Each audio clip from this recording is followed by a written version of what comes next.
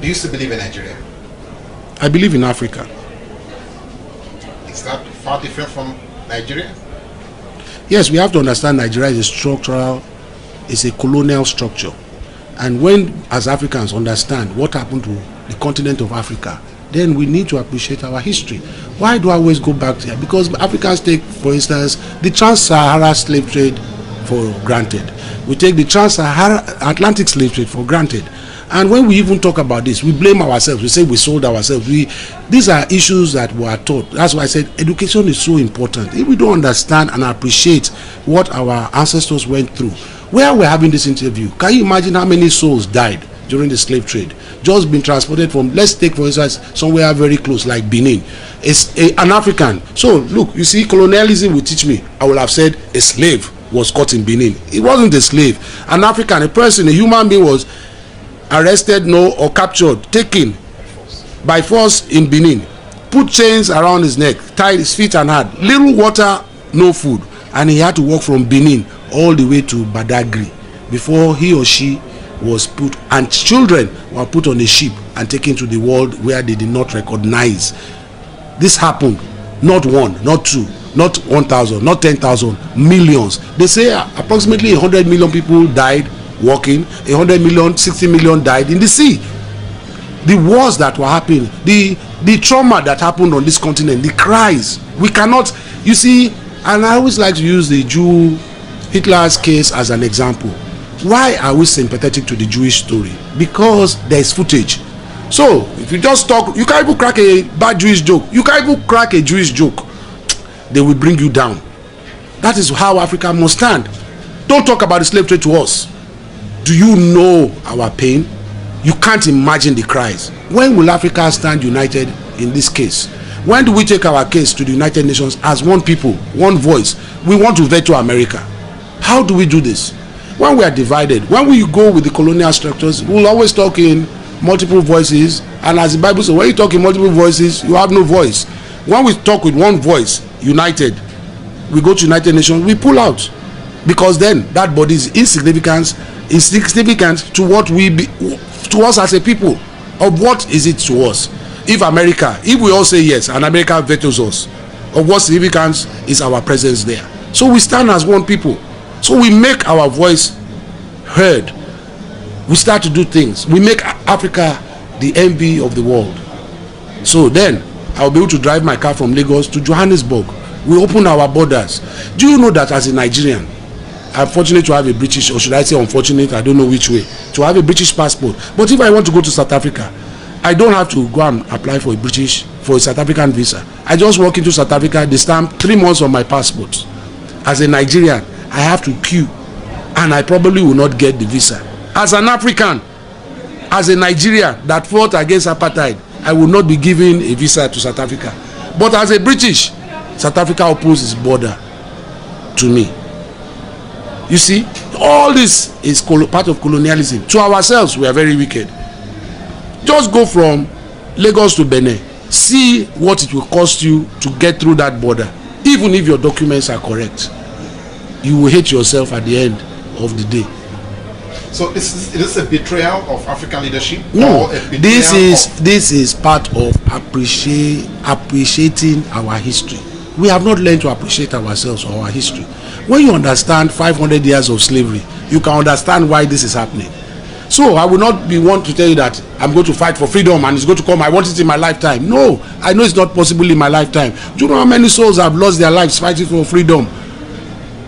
Do you know, if Obama is president of America, it's something that nobody could foresee when Martin Luther King was talking about this. But if you thought Obama was going to bring unity into America, then you are a clown.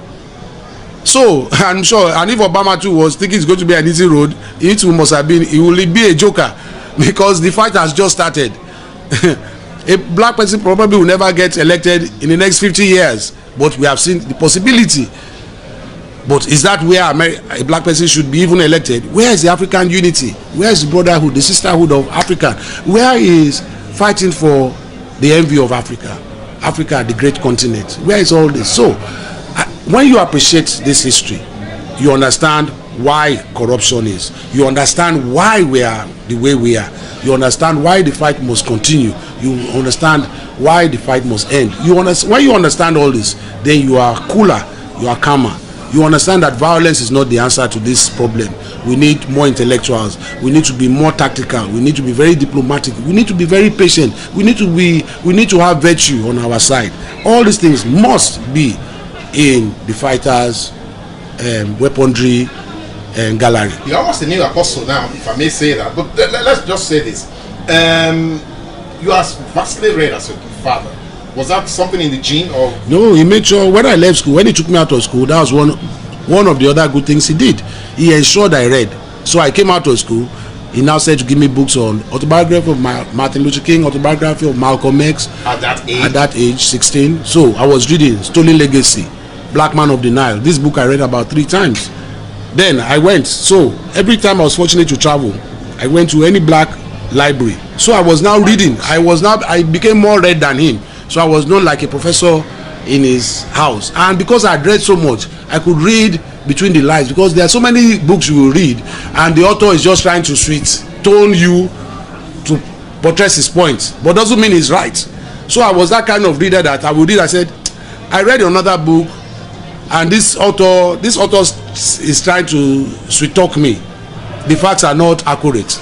And he will say, how do I know? So I will now bring books. I said, I read. He said, you read this book too? He said, you are doing a lot of reading, or you are a professor. So everybody now knew that I was just reading and reading. I went spiritual. I was reading the Egyptian Book of the Dead, for instance. I wanted to know I was very curious about death. I was very curious that, wow, because at 16, 17, I was very frightful of death. And I was so frightful, and I could not understand my father's bravery. And so I wanted to be brave. So I said to look for research about what if I was killed? What if my father dies? I wanted to know about death. So I just said to read books. And you will not even believe I came first in BK in school self. I wanted information. And the only way I could get that information was by reading. Then after reading, I now stopped reading to now assimilate what I've read, come to my own conclusion, not be biased. So I am not racist. I'm not, even when I talk about Pan-Africanism, I understand that we need the West. We need medicine. We need to understand. We cannot be judgmental and say, yes, Europe came and took us as slaves. But then we must understand, why did Europe take us as slaves? It was a big, massive propaganda by the kings and queens of Europe to come. So they had to brainwash their own people that they are bringing cannibals, pagans, unreligious, monkeys, dirty hooligans from Africa. So they had to brainwash their people. When they said to bring out the Africans, imagine traveling that distance. I said, by the time you arrived Europe, you will look like a cannibal. But when we go back into our history, we were living like kings and queens. But by the time the slave trade and all this happened, we did look like cannibals. We did look like unreligious or dirty. We look like animals, period. So they brainwashed their people. But it was them, it was their same people. By the time they now got the bad people in Africa to participate in this slavery, Europe said to wake up to the crimes of humanity. So it was Europe, with the fighters of Africa, of course, that had to stop the slave trade. Africa could not have stopped that slave trade on its own. But then, Europe, it took Europe 500 years to understand, wow, I caught daddy sleeping with that so-called black monkey. That black monkey is pregnant. The mulatto is born.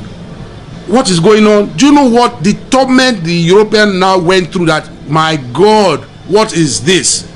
My father is guilty of crime. It was them that now had to fight their own system to stop the slave trade. And Africa could not have stopped the slave trade without first them realizing they were wrong. So many of them, many Europeans saw the wrong. And then don't forget, they were even having a lot of internal wars, religious wars in Europe, in America, the independence of America. So much was going on. When you understand all this history, you can understand why Africa is the way it is. And then you have to appreciate why we have very, I won't want to say unintelligent people as leaders, but misinformed people as leaders. that we still talk about more states, blah blah blah, instead of moving forward with Kwame Nkrumah's dream, Marcus Garvey's dream, and people like this.